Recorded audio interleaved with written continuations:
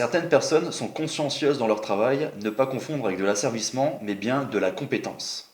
Le problème, quand on est compétent, c'est qu'un jour, cela se sait. En plus d'être constamment sollicité, on pourrait croire à tort que c'est bénéfique pour les promotions, mais au contraire, laisser ce salarié à son poste est plus sage. Pourquoi prendre le risque de promouvoir une personne compétente à un autre poste où elle aura tout à apprendre et dans lequel elle pourrait être moins qualifiée? Ceux qui accèdent aux promotions et se voient confier des postes à responsabilité ont compris qu'il ne suffit pas de se noyer dans le travail. Ils ont compris que travailler dur ne garantit pas une promotion.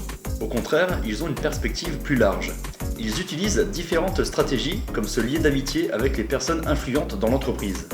Ils construisent un réseau solide à l'intérieur et à l'extérieur de celle-ci et ne prennent en charge que les tâches qui seront remarquées par la direction et les décideurs.